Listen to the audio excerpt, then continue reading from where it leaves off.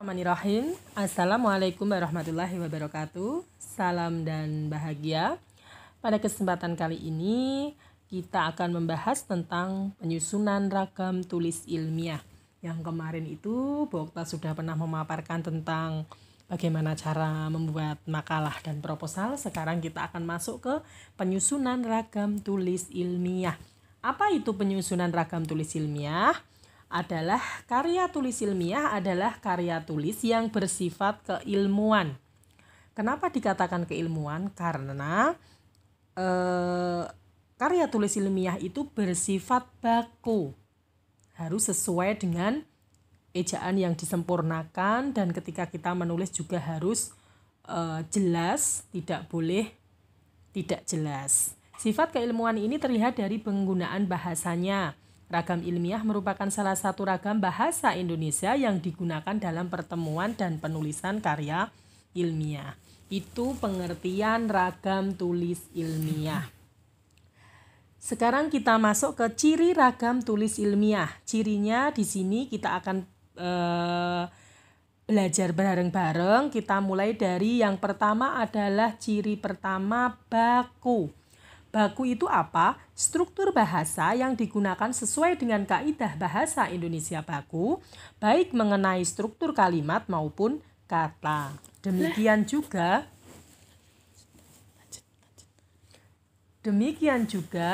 pemilihan kata istilah. Kayaknya aku krungu ane swara. Mboten. Piye? Lanjut deh. Nanti kula potong. Ya, oke. Ciri ragam tulis ilmiah yaitu yang pertama adalah baku. Baku yang dimaksud adalah struktur bahasa yang digunakan sesuai dengan kaidah bahasa Indonesia baku, baik mengenai struktur kalimat maupun kata. Demikian juga pemilihan kata istilah atau penulisan yang sesuai dengan kaidah ejaan. Itu harus baku, tidak boleh tidak baku karena kita menulis sebuah karya tulis ilmiah. Yang kedua adalah logis. Logis itu yang bagaimana ide atau pesan yang disampaikan melalui bahasa Indonesia ragam ilmiah dapat diterima akal manusia. Contohnya seperti masalah pengembangan dakwah kita tingkatkan. Ide kalimat di atas tidak logis. Pilihan kata masalah kurang tepat. Pengembangan dakwah mempunyai masalah kendala. Tidak logis apabila masalahnya kita tingkatkan. Kalimat di atas seharusnya pengembangan dakwah kita tingkatkan. Ini ada hanya sebagai contoh, logis itu seperti itu. Jadi ketika kita membuat sebuah karya tulis ilmiah, tentu saja harus logis. Yang ketiga adalah kuantitatif. Keterangan yang dikemukakan pada kalimat yang dapat diukur secara pasti. Perhatikan contoh di bawah ini. Dai di Gunung Kidul kebanyakan lulusan perguruan tinggi. Arti kata kebanyakan relatif, mungkin bisa 6 dan 10. Jadi dalam tulisan ilmiah tidak benar memilih kata kebanyakan. Kalimat di atas dapat dibenahi menjadi dai di Gunung Kidul 5 orang lulusan perguruan tinggi dan yang 3 orang lagi dari lulusan pesantren. Yang dikatakan kuantitatif itu yang berupa angka, itu yang seperti ini contohnya. Bukan metode kuantitatif loh ya. Oke, kita masuk ke ciri selanjutnya adalah tepat. Tepat itu apa? Ide yang diungkapkan harus sesuai dengan ide yang dimaksudkan oleh pemutus atau penulis dan tidak mengandung makna ganda. Contohnya seperti ini, jamban pesantren yang sudah rusak itu sedang diperbaiki. Kalimat tersebut mempunyai makna ganda.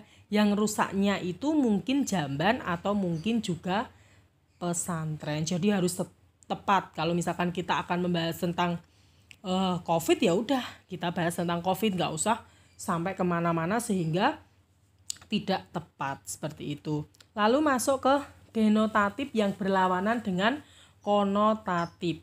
Kata yang digunakan atau yang dipilih sesuai dengan arti sesungguhnya dan tidak diperhatikan perasaan karena sifat ilmu yang objektif. Jadi kita harus menggunakan yang objektif, tidak boleh yang tidak makna yang tidak sesungguhnya, tetapi harus ada makna yang sesungguhnya. Yang keenam adalah runtun. Ciri yang keenam itu. Runtun itu apa? Ide diungkapkan secara teratur sesuai dengan urutan dan tingkatannya, baik dalam kalimat maupun dalam alinea atau paragraf.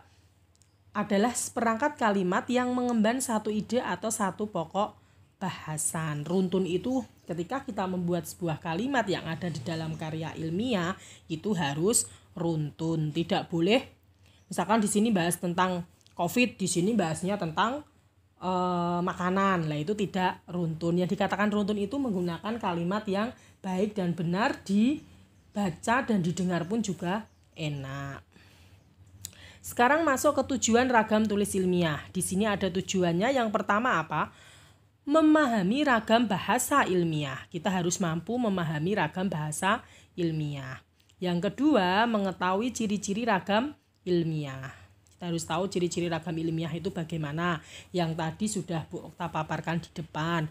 Lalu mengetahui karakteristik ragam ilmiah. Yang keempat, mengetahui penerapan penggunaan ragam bahasa ilmiah di dunia nyata. Seperti itu tujuan ragam tulis ilmiah.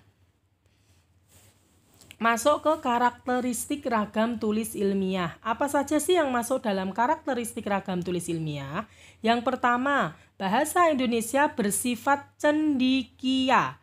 Yang artinya apa? Bahasa Indonesia itu mampu digunakan secara tepat untuk mengungkapkan hasil berpikir logis, yakni mampu membentuk pernyataan yang tepat dan seksama. Seperti itu. Kemudian yang kedua adalah bahasa Indonesia bersifat lugas, yang artinya adalah paparan bahasa yang lugas akan menghindari kesalahpahaman dan kesalahan menafsirkan isi kalimat dapat dihindarkan. Penulisan yang bernada sastra perlu dihindari karena kita masuk karya tulis ilmiah. Kalau kita masuk karya tulis non ilmiah boleh, sastra itu bisa ditulis di dalamnya seperti itu. Yang ketiga adalah bahasa Indonesia bersifat jelas, yang artinya gagasan akan mudah dipahami. Yang penting jelas. Kalau akan membahas tentang COVID ya COVID, kalau akan membahas tentang makanan juga makanan. Kalau mau membahas tentang ekonomi ya bahas tentang ekonomi. Yang selanjutnya adalah bahasa Indonesia bersifat formal, yang artinya bahasa yang digunakan dalam komunikasi ilmiah bersifat formal. Formal itu yaitu resmi. Bahasa Indonesia bersifat menghindari kalimat fragmentasi, yang artinya kalimat yang belum selesai. Jadi harus menyelesaikan, tidak boleh menggunakan kalimat yang fragmentasi ya. Lalu lanjut ke bahasa Indonesia ragam ilmiah bersifat bertolak dari gagasan, artinya penonjolan diadakan pada gagasan atau hal yang diungkapkan dan tidak pada penulis. Yang ketujuh, bahasa Indonesia ragam ilmiah bersifat objektif, yang artinya sifat objektif tidak cukup dengan hanya menempatkan gagasan sebagai pangkal tolak, tetapi juga diwujudkan dalam penggunaan kata. Yang kedelapan, bahasa Indonesia ragam ilmiah bersifat ringkas dan padat direalisasikan dengan tidak adanya unsur-unsur bahasa yang hemat. Lalu kita masuk sistematika penyusunan skripsi. Kenapa di sini Bu Okta mengambil sistematika penyusunan skripsi? Karena kemarin di channelnya Bu Okta sudah memaparkan tentang bagaimana cara membuat proposal dan membuat makalah. Sekarang biar dapat ilmu keseluruhan, ini adalah sistematika penyusunan skripsi. Karena apa? Skripsi itu nanti akan penting buat Mas Mbak semua ke depannya. Apa sih sistematika penyusunan skripsi? Yang pertama yaitu ada sampul judul. Mau tidak mau yang kalau dikatakan seperti cover, harus ada covernya. Nanti di dalam cover itu ada judulnya. Setelah judul nanti ada, kalau memang itu skripsi berarti skripsi ini disusun untuk memenuhi sarjana jurusan apa, seperti itu dengan logo itu juga wajib di dalam judul atau sampul itu harus ada logonya. Logonya bagaimana, Bu? Ya sesuai dengan universitas masing-masing, seperti itu. Kemudian lalu ada namanya, nama penulis, yaitu oleh siapa, NIM. Setelah itu baru jurusan, fakultas, sama universitas. Itu di dalam sampul itu isinya seperti itu. Lalu yang kedua adalah persetujuan pembimbing. Ya, persetujuan pembimbing. Karena ketika kita skripsi juga harus ada persetujuan pembimbing. Pembimbingnya siapa? Sama seperti yang kemarin Bu Okta lupa untuk menulis yang proposal. Itu juga sebenarnya juga ada persetujuan pembimbing. Karena kan nanti proposal sudah jadi kan kita akan diujikan. Maka dari itu diberi persetujuan.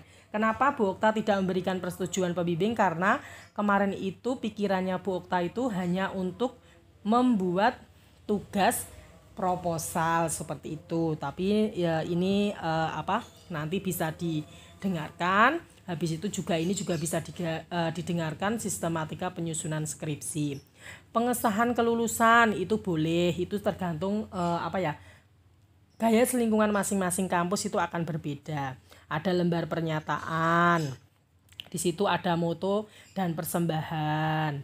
Kemudian setelah moto ada kata pengantar. Kata pengantar itu ya biasa isinya ya isi dari skripsimu itu apa. Setelah itu ada abstrak. Di sini ada 2 versi atau 3 versi tergantung dari jurusan masing-masing. Ada abstrak itu biasanya yang umum itu ada abstrak bahasa Indonesia dan abstrak bahasa Inggris. Tetapi ada kalau memang dia mengambil jurusannya bahasa Arab, bisa tambah abstrak bahasa Arab. Seperti itu. Kemudian lalu daftar isi.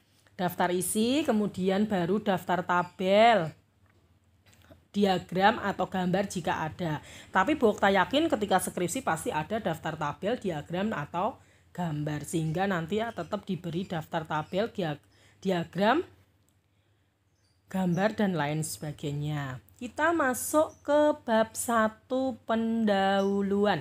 Sebenarnya sama dengan dengan proposal kemarin, tetapi tetap ada perbedaannya. Di mana letak perbedaannya kita akan bahas bareng-bareng. Bab 1 adalah pendahuluan.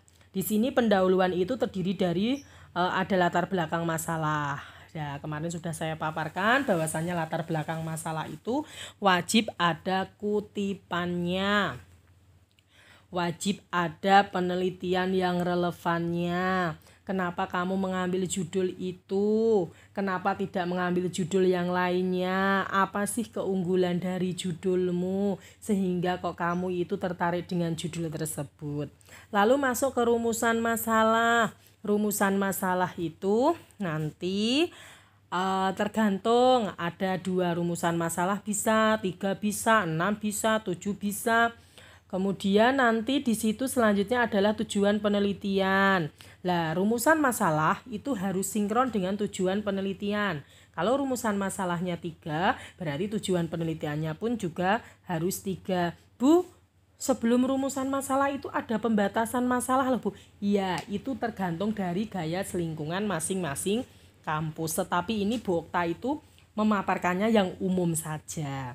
Lalu yang keempat adalah manfaat penelitian. Manfaat penelitian itu terdapat 2, yaitu secara teoritis dan secara praktis. Nanti secara teoritisnya apa, secara praktisnya apa, dipaparkan di manfaat penelitian. Lalu sistematika penulisan, ada definisi istilah dan lain sebagainya.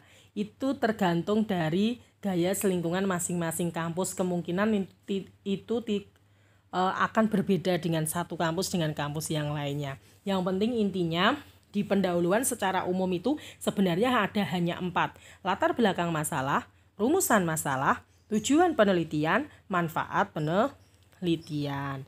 Itu bab 1. Kemudian masuk ke bab 2. Kajian teori, penelitian yang relevan, dan kerangka berpikir. Yang pertama kajian teori. Bagaimana sih mencari kajian teori? Kamu cari kajian teori-teori itu sesuai dengan judulmu. Misalkan judulmu tentang apa? Misalkan tentang perbankan. Ya udah kamu cari pengertian perbankan menurut beberapa pakar, kemudian kamu simpulkan. Kan kalau tidak hanya mencari pengertian, tetapi kita juga harus mencari ciri, tujuan perbankan itu apa, bagaimana cara menganalisisnya, dan lain sebagainya. Itu teori. Jadi wajib ada kutipannya, tidak boleh asal memberikan materi tetapi tidak ada bukti kutipannya. Ya, di sini kutipan itu kan terdiri dari dua, ada kutipan langsung dan kutipan tidak langsung. Kutipan langsung yang bagaimana, kutipan yang tidak langsung bagaimana? Kutipan langsung itu kita mengutip buku persis plek yang ada di buku tersebut. Tetapi kutipan tidak langsung, kita itu mengutip buku tersebut tapi diparafrasekan menggunakan bahasanya kita sendiri, itu yang namanya kutipan tidak langsung. Penelitian yang relevan. Penelitian yang relevan itu maksudnya apa? Penelitian yang relevan itu penelitian yang hampir mirip dengan judul saudara atau Mas Mbak semua. Jadi kita nanti cari persamaannya dan perbedaannya. Lalu kemudian kerangka berpikir. Kerangka berpikirnya itu ya sesuai dengan judul kamu. Ada juga hipotesis, itu kalau memang kita menggunakan metode kuantitatif seperti itu. Kita masuk ke metode penelitian. Metode penelitian itu sebenarnya ada banyak sekali metode yang bisa digunakan Mas Mbak semua. Bisa kualitatif, bisa kuantitatif, bisa bisa R&D, bisa studi kasus, bisa apa saja. Tidak kemungkinan wajib ini saja Bu, tidak boleh, bebas lah. Ketika kamu sudah menemukan metode penelitian, kamu